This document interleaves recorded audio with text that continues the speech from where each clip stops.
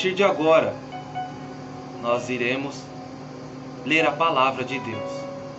Abra o seu coração. Prepare-se a sua alma. Convoque o Espírito de Deus ao seu encontro. Esteja com Ele em todos os caminhos. Peça para que Ele adentre ao seu subconsciente, ao mais profundo das entranhas da sua inteligência, do seu conhecimento. Que Ele tome conta de toda a sua mente neste momento e fale contigo aquilo que você precisa ouvir. Amém? Livro de Mateus, no Evangelho de Jesus, capítulo 10, versículo 38. Repetindo, livro de Mateus, capítulo 10, versículo 38. E quem não toma a sua cruz e não segue após mim, não é digno de mim. Repetindo, e quem não toma a sua cruz e não segue após mim, não é digno de mim. Citação de Jesus Cristo. Vamos destrinchar este versículo. Jesus está dizendo: aquela pessoa que não toma o encarregamento de sua missão, que não traz consigo a trajetória que todo cristão deve percorrer, que não vai depois de Jesus seguindo as suas pisaduras, esta pessoa que não realiza tais preceitos que o próprio Jesus testificou, ela não é digna de Cristo. O próprio Jesus está dizendo isso. Quem não toma a sua cruz e não segue após mim, não é digno de mim. Não toma a sua própria cruz, também na simbologia da pessoa que não sabe lidar com seus próprios problemas, com as suas próprias adversidades.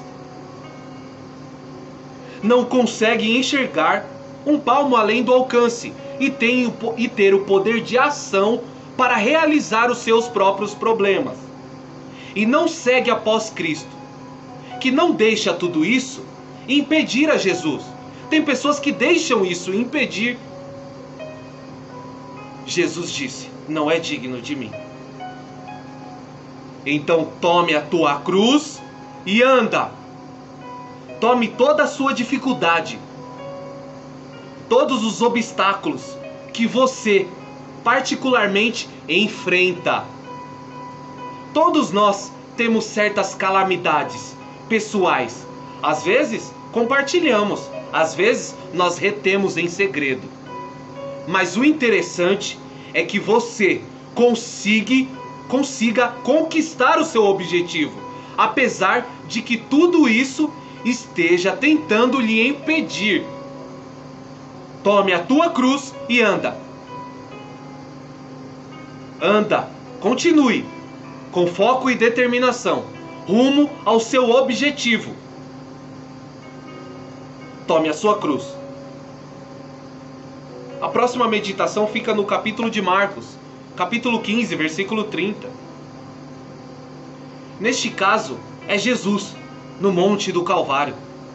Jesus, o nosso Messias, no Monte Caveira, crucificado, posto como exemplo de vergonha, logo antes de expirar e clamar na sua morte. Neste momento, existem dois criminosos, um à sua esquerda e o outro à sua direita.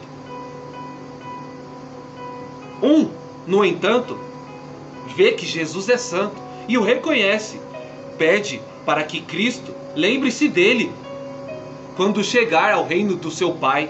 Jesus alega que no próprio dia ele estaria no paraíso, junto a este criminoso que se arrependeu em seu último suspiro de vida. Porém, o outro disse assim, Marcos capítulo 15, versículo 30: salva-te a ti mesmo e desce da cruz.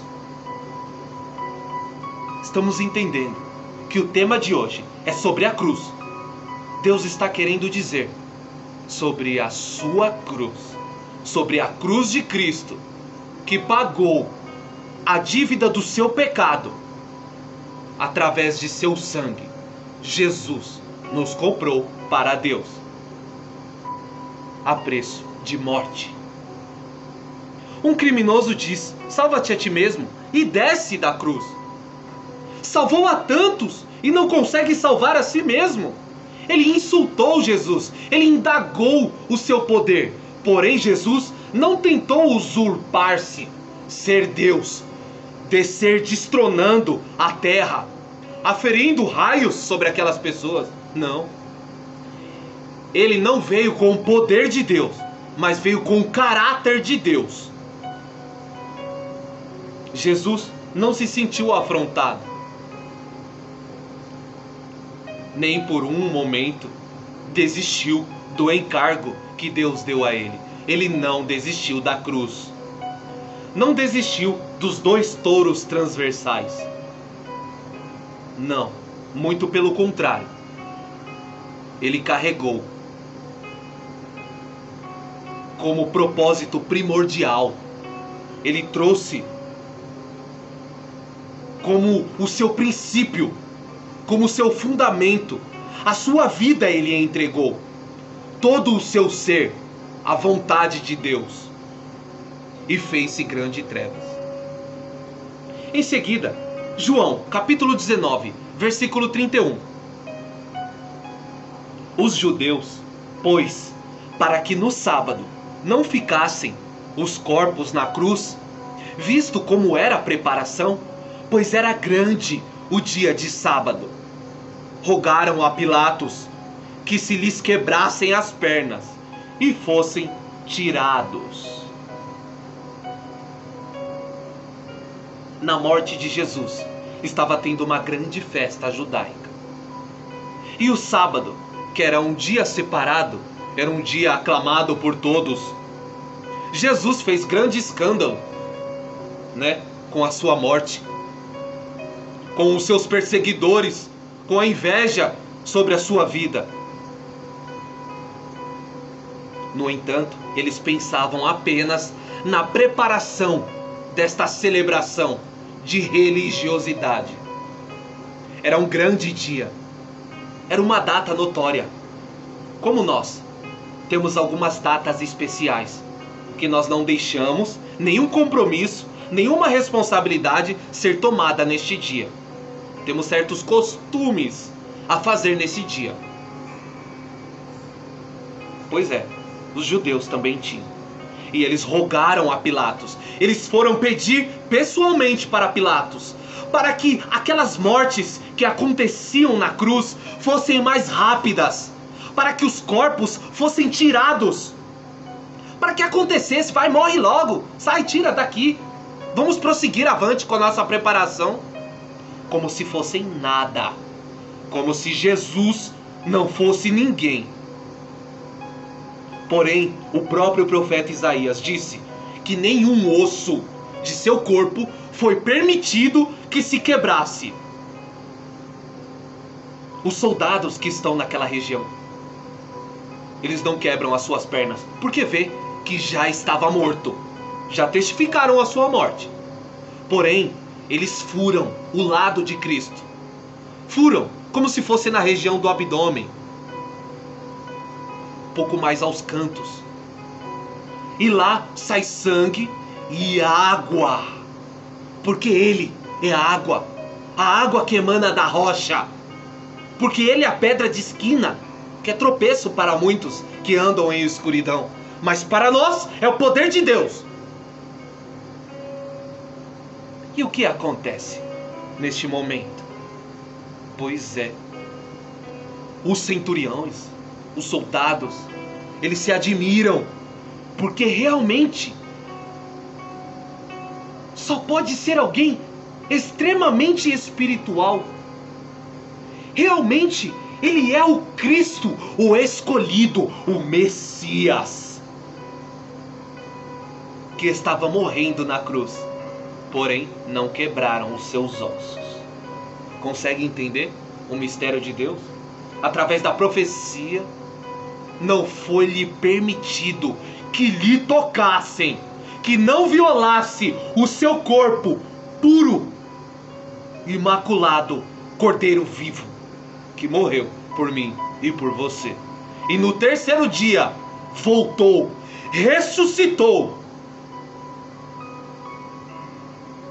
Gálatas é a nossa própria meditação. Próxima meditação. Gálatas, capítulo 6, versículo 14. Gálatas, capítulo 6, versículo 14. Diz o seguinte: mais longe esteja de mim gloriar-me, a não ser na cruz de nosso Senhor Jesus Cristo, pelo qual o mundo está crucificado para mim e eu para o mundo.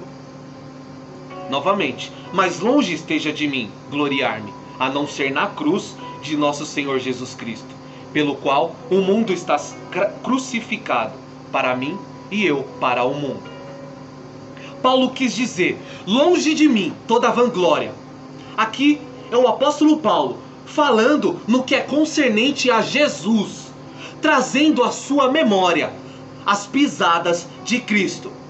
Que ele não se gloria nos seus próprios feitos, por ser um profeta, por ser alguém usado, por ser o apóstolo de Cristo, o fundador de igrejas, o que levava cartas missionárias. Não, ele não se vangloriou, apesar de ter sido uma pessoa influente em toda a escritura do Evangelho.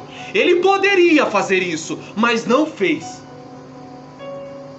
Ele não quis se engrandecer às custas de Deus. Muito pelo contrário. A vanglória dele era na cruz, no sacrifício de Jesus, na obra que outrem praticou, na obra do nosso autor e consumador da fé, na obra do nosso Redentor, que traz redenção e remissão de pecados através do seu sangue. Paulo disse, longe de mim, a glória é dele. Se existe algo que tem orgulho, é de padecer pelo nome de Cristo, porque a glória, honra, louvor e majestade é a Jesus. Devemos ter assim um coração puro. Por isso está escrito, lavando a nossa alma na obediência. Quem obedece não tem tempo de bater no peito e deixar que o egocentrismo sente-se sob o trono da sua alma. É profundo isso. Paulo disse que pelo qual o mundo está crucificado para mim. Paulo quis dizer que eu não vivo mais o mundo está morto no meu entendimento e conceito. O mundo eu crucifiquei, eu pus na cruz tudo que o mundo me oferece. Todos os deleites, os prazeres, os banquetes, as portas abertas deste mundo, tudo que é físico, eu reputei. E eu estou morto para este mundo. Não sou mais Saulo, mas Paulo. Não sou mais iníquo, mas sou justo. Não ando mais na roda dos escarnecedores, mas em comunhão com o corpo de Cristo, a igreja reunida. Hoje eu sou um com Deus. É muito interessante, porque Paulo, trazendo este pensamento, inversamente, é o que nós devemos praticar. Difícil? Sim. Não impossível. Porque os impossíveis dos homens são possíveis a Deus. E Jesus disse, vós fareis coisas maiores do que eu fiz. Já pensou? Cristo, que disse Lázaro, saia para fora. Cristo, que expulsou espíritos malignos, de legiões de demônios, curou enfermos que há anos, há décadas, estavam com doenças mortais. ressuscitou a mortos. Fazer coisas maiores do que isto? Transformar a água em vinho? Você é capaz. Você pode. Acredite. Eis que sou contigo, diz o Senhor dos Exércitos. Mas tome a tua cruz, viu? E anda, olhe para a cruz. Efésios, capítulo 2, versículo 16. Efésios, capítulo 2, versículo 16. Diz o seguinte: e pela cruz reconciliar ambos com Deus em um corpo, matando com ela as inimizades. Repetindo, e pela cruz reconciliar ambos com Deus em um corpo, matando com ela as inimizades. Está escrito também: adúlteros e adúlteras, não sabeis vós que a amizade do mundo é inimizade contra Deus? Paulo está querendo dizer que nós somos inimigos de Deus sem a remissão de Cristo, sem aceitar a sua sã doutrina. Estamos julgados como o lado oposto do Senhor. Temos a inimizade com Deus. No entanto, quando nós tomamos parte no corpo e no sangue de Cristo, nós somos reconciliados com Deus. Pela cruz, nós fomos reconciliados com Deus pelo seu sacrifício. Nós fomos enxertados na videira verdadeira. Nós fomos adotados. Temos o título de filho através de Jesus. Através da sua crucificação. A vergonha dele nos traz honra. A morte dele nos traz vida. E vida em abundância.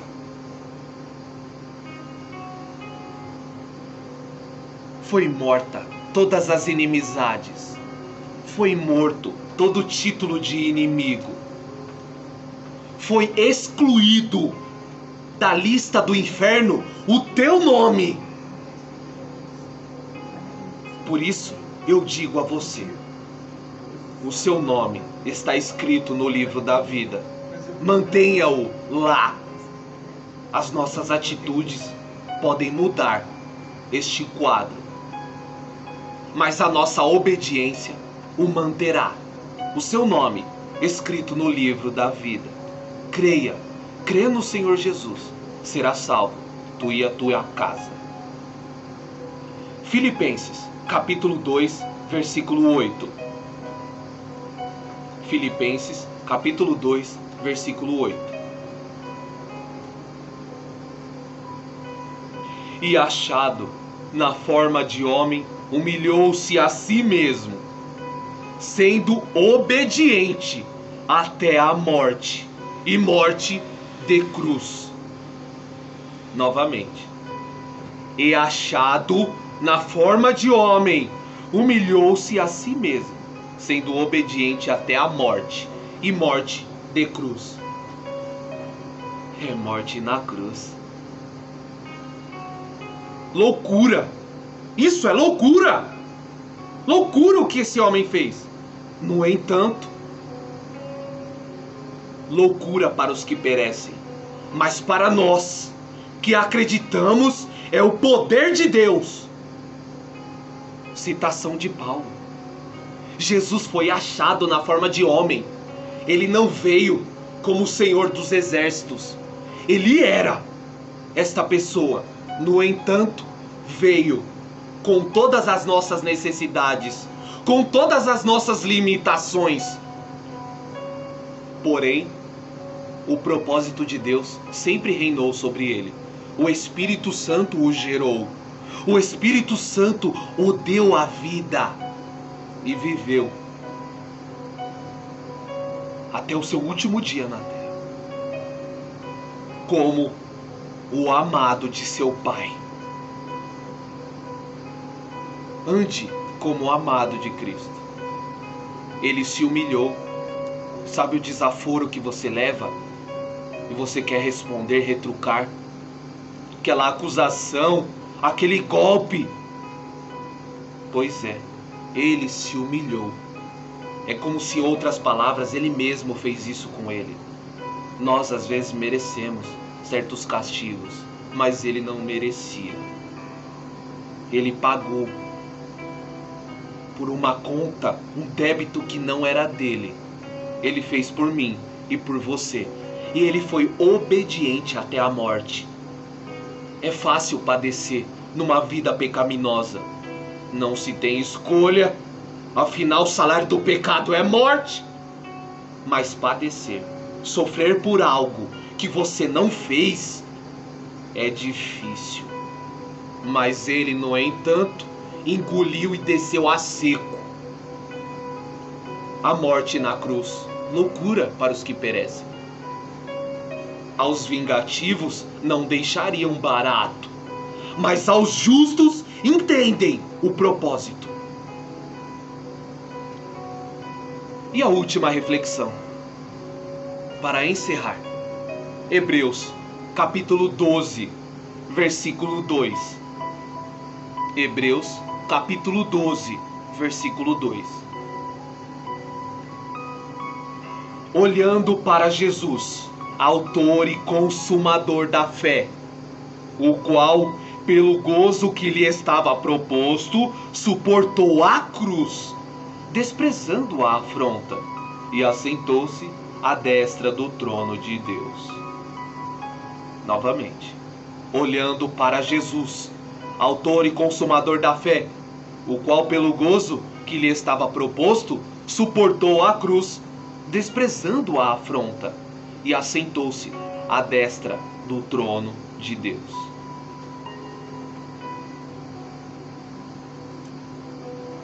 É muito interessante olhar para Jesus. Olhe para o alto. Pessoas deixam de congregar olhando para o homem, olhando para os defeitos do templo, se atentando a Abel, a Caim. Mas quem morreu por você?